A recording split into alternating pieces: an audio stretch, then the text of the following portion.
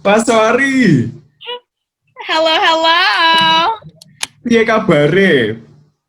Baik, baik. Alhamdulillah. Baik ya. Bagaimana kabarnya Apri? BTW Pak Sori, thank you banget udah mau making time for me untuk aku feature di special session di YouTube channel aku yang namanya A-Talk ini. Dan kali ini bersama Pak Suwari. Jadi Pak Suwari ini adalah teman SMP gue nih. Jadi kita dulu satu SMP. Itu di SMP 1 Kota Blitar. Gitar. Apa Ya, ya? 13 tahun yang lalu ya nggak sih? Gila, udah lama banget. Ternyata tua ya, tua juga ya. Yang penting jiwa nggak tua dong Ya, ya. benar. Tapi Pak Suwari ini ngelanjutin SMA kalau nggak salah di luar kota ya Pak Suwari ya. Terus dia Yap. dapat beasiswa juga. Nanti mungkin bisa disebutin beasiswanya apa ya, dijelasin juga sama Pak Suwari. And then dari situ dia punya kesempatan ke Amerika. Dan sekarang she's living in the United States. Terus gimana cara dia bisa ke sana, terus gimana juga mungkin struggle-struggle-nya di sana kayak apa, kita bakal kupas tuntas di sini. Jadi buat teman-teman stay tune untuk ngedengerin ceritanya dari Pak Suari. Oke, Pak Suari, ngomongin tentang American Dream. Itu bukan cuma dimilikin sama orang-orang Amerika aja sih. Tapi kita-kita yang orang-orang luar negeri, orang Indonesia, orang Malaysia, orang Jamaica, semuanya punya impian untuk pergi ke Amerika. Entah itu cuma traveling or pursuing education dan juga karir kayak gitu kan. Terus Pak Suari sendiri sih, how did you get there? Oh. Okay. Going back to 8 years ago. Alright. Jadi pada saat itu aku SMA-nya di SMA Negeri 10 Malang, Sampurna Academy. Pada saat itu mereka punya program yang kayak international boarding school gitu kan ya. Nah disitulah aku belajar tentang international education and all of that, and that opened the door for me. Dan aku dapat program pertukaran pelajar IFS Yes pada saat itu tahun 2012-2013.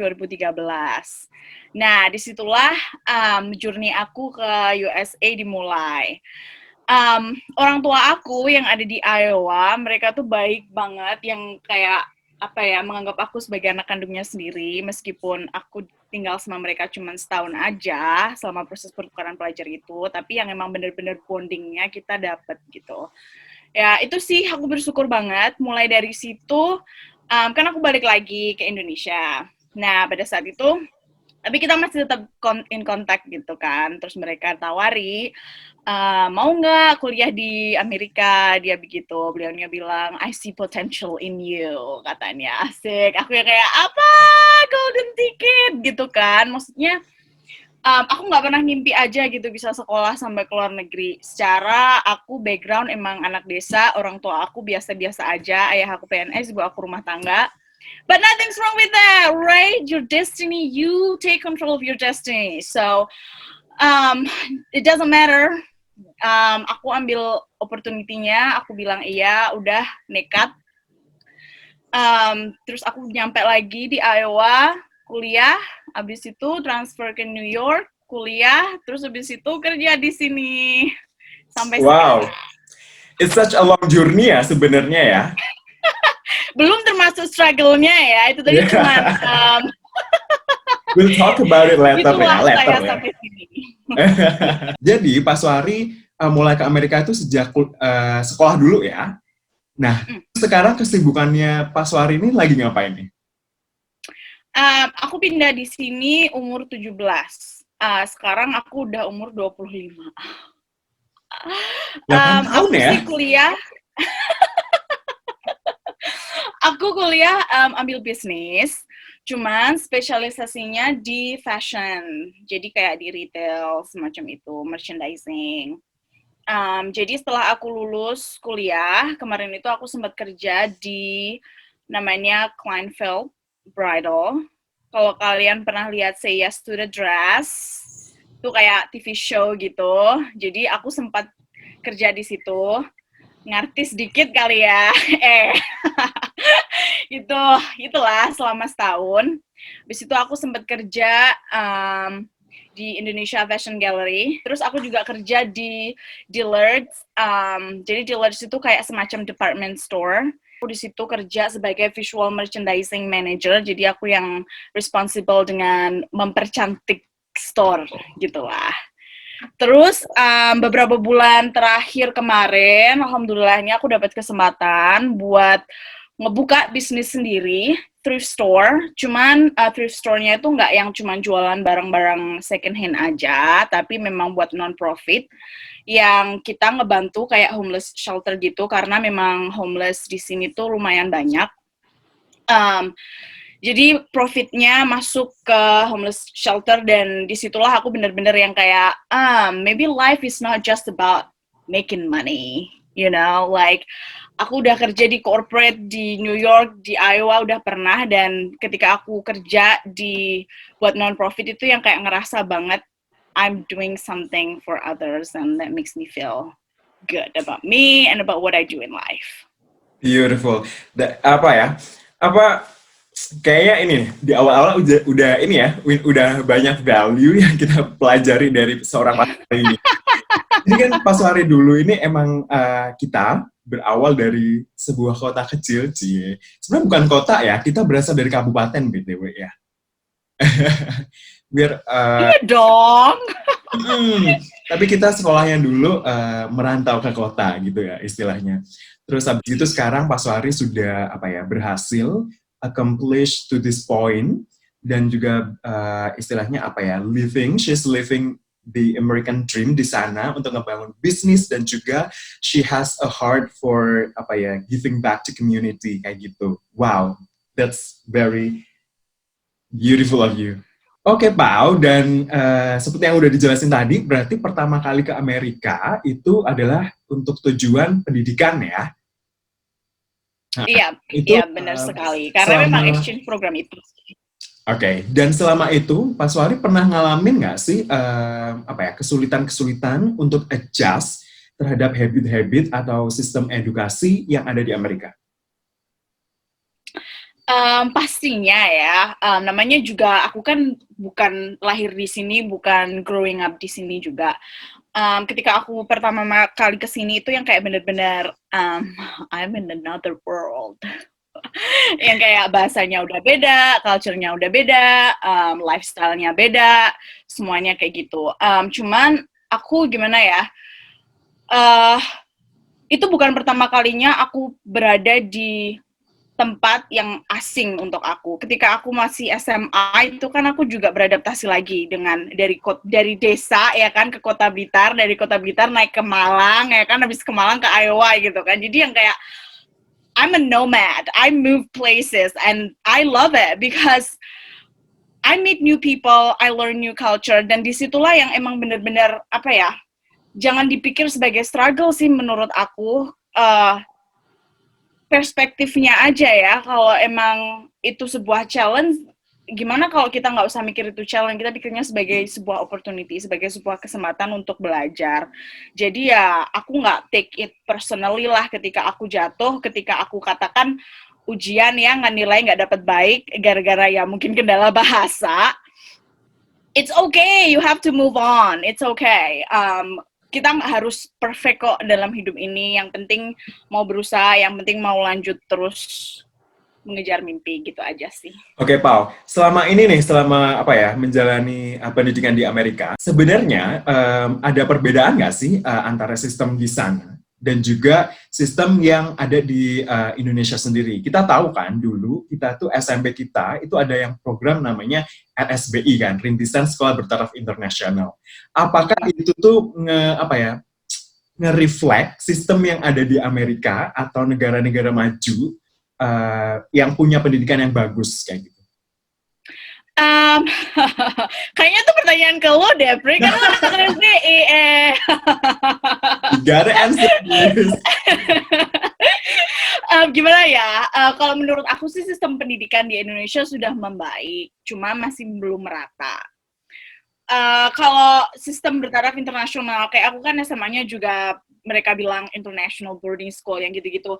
Memang sebenarnya sama-sama, cuman gimana ya? Standarnya sudah benar. Cuman mungkin pengaplikasikannya aja kali ya yang masih agak beda. Kalau di Indonesia menurut aku masih yang fokus sama textbook, masih yang harus ujian terpacu dengan nilai kayak gitu. Yang di sini tuh enggak sih sebenarnya. Ada faktor-faktor lain kok yang bisa ngebantu kamu untuk kedepannya, ngebantu kamu dalam mencari karir ya. Jadi anak-anak di sini ketika SMA mereka udah mulai fokus dengan ekstrakurikuler. Bukannya untuk kalau di Indonesia tuh kayak yang ekstrakurikuler tuh dipandang yang itu kan cuma buat asik-asikan doang, nggak bakalan ngebantu kamu dalam nilai kayak gitu kan. Yang di sini tuh yang ekstrakurikuler tuh bener-bener mereka take it-nya tuh serius banget. Soalnya kayak katakanlah atlet-atlet yang kayak pemain football, pemain basketball gitu-gitu tuh sebenarnya kalau mereka bener-bener ahli, bener-bener bertalenta, itu bakalan ngebantu banget karena scholarship di sini tuh berjuta-juta. Kayak yang nggak cuma akademik aja gitu loh. Jadi di sini lebih freedom buat kamu mau ngapain tuh lebih terapresiasi gitu sih menurut aku. Jadi mereka tuh nggak memandang kalau seandainya kamu valediktorian, kamu anak pinter tuh gara-gara nilai aja kayak gitu. Jadi pembelajarannya akademik oke. Kalau menurut aku kita sudah menuju ke jalan, sudah mengkiblatkan diri kepada international education. But there's other things that education in Indonesia need to be approved. And my opinion, I truly think that we need to push on other subjects like, sports or arts, which I love. I do too, by the way. Oh ya, ini yang kita obrolin adalah sekolah negeri ya, Pau ya. Soalnya kita SMP-nya di SMP, SMA itu di negeri semua. Jadi mungkin ada perbedaan juga di sini, even di Indonesia, mungkin antara negeri sama yang private ya. Mungkin bener banget. Itu lebih lebih terexpose ke yang namanya international standard dan juga international multicultural, terus dan lain sebagainya. Nah, sebenarnya nih, Pau, selama masa pandemi ini, pendidikan di Indonesia itu sangat disorot loh sebenarnya ya. Karena, due to this COVID-19, kita tuh kan stay home, work from home, and learn from home. Which means, kita tuh di rumah harus punya yang namanya koneksi internet. Kita harus punya laptop, kita harus punya gadget yang bisa ngedukung anak-anak kita semuanya untuk belajar dan juga ngerjain tugas yang dikasih sama gurunya kayak gitu kan. But it's too bad that sebenarnya infrastruktur jaringan komunikasi kita tuh belum semerata itu sih sebenarnya. Itu challenge yang harus kita tackle bersama-sama, bukan cuma pemerintah aja sih sebenarnya, tapi kita juga yang muda-muda harus punya inovasi dan juga kontribusi ke hal tersebut kayak gitu kan. And we hope that our education would get better and better in the future. Ya, kayak gitu ya, Pau.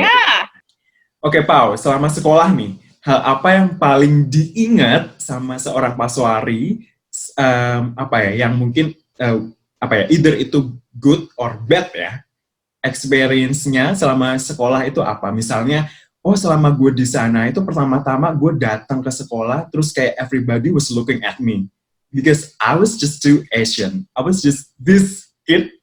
Pertama kali itu kayak gue insecure atau apa? Kalau aku sih jujur enggak insecure yang gitu banget. Soalnya Amerika tuh yang kayak melting pot gitu. Mereka nggak cuman orang kulit putih aja sih yang di sini, banyak juga yang Hispanic, banyak juga yang African American gitu kan. Sempet sih orang salah mengira kalau aku dari Meksiko kayak gitu kan. Aku maksudnya kulitnya brown gitu kan, dark hair. Jadi mereka yang udah mulai kayak ngomong Spanish ke aku ya kayak, hah? No hablo español gitu kan. Tapi ya itu sih itu aja sih kayak stereotyping yang paling apa ya aku ingat, nggak terlalu yang ekstrim banget sih yang pernah aku alami. Orang-orang di sini welcoming banget kok, soalnya apa ya itu tadi Amerika tuh full dengan imigran gitu. Orang-orang yang kulit putih pun mereka juga aslinya juga bukan dari sini, mereka kan dari Europe. Jadi yang kayak tinggal tergantung dari lokasi, tergantung dari community-nya juga. Tapi alhamdulillahnya aku nggak ngedapetin yang diskriminasi ekstrim itu. Hal yang paling aku ingat ketika waktu masih sekolah. Aku yang paling ingat itu kemarin waktu semester terakhir aku di Fashion Institute of Technology. Jadi yang namanya New York, tahu sendiri kan ya gimana kehidupannya tuh keras. Kayak Jakarta mungkin ya. Aku nggak pernah sih tinggal di Jakarta, cuman ya sepertinya seperti Jakarta, yang semuanya on the go gitu. Jadi yang aku senang aja dengan energi yang ada di New York. Nah, disitulah aku juga belajar banyak tentang time management kayak gitu. Dan kemarin aku sempat dikasih kesempatan buat join World Retail Congress. Apa? Jadi itu kayak semacam World Retail Congress. Jadi itu kayak competition buat future of retail. Jadi kita kan anak sekolah fashion business kan ya. Jadi kita mencoba memprediksikan seperti apa sih retail ke depannya, apakah semua bakalan online, apakah bakalan brick and mortar kayak gitu. Jadi kemarin itu aku dapat kesempatan buat ke Amsterdam mewakili Amerika, dan itu nggak mudah banget. Aku nggak tidur yang kayak 3 bulan yang udah secara ya aku kayak beban gitu. Bukannya beban sih, cuman apa ya, membawa nama Amerika itu kayak, dan aku bukan anak Amerika gitu loh. I'm an international student and they depend on me because they think that I have an international mindset. Karena aku nggak dari sini, jadi mereka mikir she will be a good asset. So, jadi kayak apa ya? Ya itu sih yang momen-momen sampai tidur di sekolah sama teman-teman, ngerjain project sama tim aku karena cuma ada 4 orang. Nah itu sih yang aku ingat kayak yang benar-benar apa ya. Wow, keren banget. Jadi itu ngewakilin United States ya? Iya. Berarti kan apa ya? Berarti mereka emang sangat ngeapresiasi yang namanya international student yang punya mindset dan juga perspektif yang mungkin bisa nge-enrich yang namanya perwakilan dari Amerika sendiri kayak gitu kan. Nah, iya. Nah dari Pak Suari sendiri nih, suka dukanya belajar di Amerika itu seperti apa? Di negeri yang jauh banget berpuluh-puluh jam ya ke sana ya. 28 jam, Bo. Apa ya suka dukanya, jauh dari orang tua, dari keluarga, dari teman-teman, itu sih yang emang benar-benar agak berat. Apalagi kemarin yang waktu aku di New York tuh yang nggak kenal sama siapa-siapa gitu kan. Jadi harus mencari kayak apa ya, safe space gitu sih dukanya. Kadang merasa lonely aja gitu. Aneh gitu kalau pas aku introspeksi gitu kan, yang kayak New York is full of people. Banyak banget orang di sana, kota yang nggak pernah tidur. But sometimes I feel lonely. Why? Yang kayak gitu. Sukanya sih apa aja ada di sini beneran. Kalau aku kangen sama masakan Indonesia, aku tinggal jalan ke Queens gitu kan. Di sana banyak banget kok populasi Indonesia. Jadi kalau kangen rumah, cari aja komunitas Indonesia itu ada di sini kayak gitu. Apa ya, selain itu New York, ya itu tadi sih yang aku paling seneng adalah energinya yang selalu on the go, dan aku emang anaknya nggak bisa diem banget. Jadi pas gitu untuk personality aku. Mungkin kalau buat teman-teman yang lebih sukanya relax, yang lebih sukanya apa ya kayak laid back lifestyle gitu, mungkin California itu lebih cocok karena deket pantai, jadi bisa relax kayak gitu. Kalau New York sih emang bener-bener yang kalau kamu mau bekerja, mau jungkir balik tuh ke New York kalau menurut aku. Oke, Pak Suari, kan selama ini kan udah apa ya, mengenyam pendidikan di Amerika dan juga berkarir di sana dan juga sempat bisnis juga kan ya sekarang ya. Nah, dari Pak Suari sendiri punya tips and tricks nggak sih buat teman-teman yang mungkin punya rencana untuk ngelanjutin sekolah atau kuliah, even nyari kerja di Amerika? Tips and trick. Sebenarnya sih apa ya? Semua itu tergantung. Aku kemarin bisa sampai sini tuh karena perpolitikan di Amerika juga masih sangat bagus. Masih yang kayak welcome to immigrant gitu kan. Yang sekarang ini agak sulit ya karena emang presidennya udah ganti. Mau memperpanjang visa pun juga agak sulit. Jadi semua itu sebenarnya depends. Advice cari aja ya apa informasi-informasi gitu. Pokoknya mesti up to date lah sama informasi. Apalagi sekarang udah ada internet di mana-mana kan, jadi lebih gampang. Ya itu aja, be resourceful. Kalau butuh bertanya aja, nggak usah malu. Apalagi ya deadline itu penting. Financial, make sure kalau kamu mau belajar ke Amerika ataupun ke negara-negara lain, carilah beasiswa karena sekolah itu mahal, dan kalau menurut aku sih banyak banget sih beasiswa di luar sana, ngapain nggak diambil gitu. Apalagi kalau emang background-nya bukan dari anak orang kaya ya, take advantage lah sama yang namanya beasiswa. Sebenarnya tuh nggak susah-susah banget kok, yang penting kamu stay original, stay authentic, punya cerita yang bisa menginspire, punya goal yang benar-benar beda sama goal yang standar-standar aja gitu kan. Ya itu sih, be original, you'll do fine. Good point. Jadi kalau misalnya kita mau apa ya? Tadi kan mau ke Amerika, and then cari-cari apa beasiswa gitu. Yang poin yang paling penting adalah be authentic gitu ya dalam nulis essay-nya ya, aplikasinya.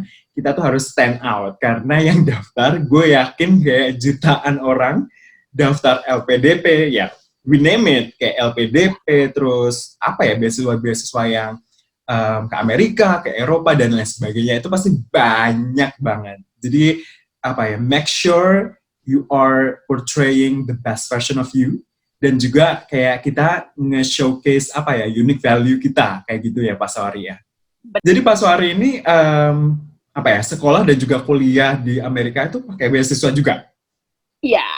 Iya, Pri, nggak mungkin lah ya, gila, mahal banget. Tapi aku juga itu tadi sih, beruntung banget, aku punya host family yang ada di sini, karena mereka juga gimana ya, nge-provide kayak yang aku di sini kan juga awal-awalnya kemarin dulu kan juga nggak bisa nyetir kayak gitu, jadi mereka yang kayak nge-support gitu. Dan aku kan juga di sini diperbolehkan untuk tinggal sama mereka, jadi save money on rent itu di sini mahal banget kayak gitu sih. Cuman ya cari-cari beasiswa lah. Kemarin aku di sini nggak dapat full beasiswa. Cuman ya ada sih beberapa lumayan, dan aku di sini juga kerja. Itu sih yang ngebantu banget. Kalau kalian international student itu kebanyakan diperbolehkan untuk bekerja di sekolah. 20 jam per minggu. Nah, itu kemarin yang aku benar-benar apa ya, kayak aku mesti dapat nih kerjaan, karena ya gimana lagi, aku kan nggak ada support dari uang masuk dari Indonesia gitu kan, jadi aku benar-benar harus survive on my own. Gimana caranya? Ya itu tadi, aku cari-cari beasiswa, aku nanny yang kayak babysitting kayak gitu. Terus abis itu aku juga kerja di kayak computer lab gitu kan di sekolah, kayak yang di library gitu-gitu juga. Ya apa aja sih aku lakukan asalkan bisa sekolah, karena ya gimana lagi, kalau aku nggak ngelakuin itu, option lain ya pulang gitu kan. Dan aku gimana ya, aku I made it this far, the only way I need to go is up, right? Gitu. Gila, emang apa ya, istilahnya ini ya, kalau udah di sana emang harus 100% ya, atau 1000%. Iya, jadi mesti bener-bener niat. Gini, masalahnya apa ya, ketika kamu sudah di sini itu nggak seenak yang kamu bayangkan semuanya bakalan disuguhin, itu enggak. Aku di sini tuh yang mungkin orang-orang mikirnya, lihat di sosial media gitu kan, ya ampun kehidupannya enak, shopping, gini-gini. Mereka nggak tahunya, aku tuh yang kayak jungkir balik cari kerjaan. Yang kayak gitu, sama aja sih sebenarnya, sama aja kayak di Indonesia. Yeah, you know, social media is not that real, right? Bener banget. Nah, ngomongin tadi kan apa, Pak Suari kan di sana kan living sama host family-nya juga ya di sana. Nah, kalau sama orang tua dan juga keluarga di Indonesia nih, komunikasinya masih seintensif itu nggak sih? Atau kan kita ada time difference juga kan, jadi mereka lagi istirahat tapi kita lagi beraktivitas kayak gitu. Terus kebalikannya gimana? Aku sih biasanya pakai WhatsApp ya, jadi kayak video call kayak gitu. Masih sih paling ya seminggu 2-3 kali lah. Ya small talk kayak gitu, gimana kabarnya gitu-gitu aja. Cuman gimana ya, aku tuh tipikal orang yang nggak mau ngenyusahin orang di rumah.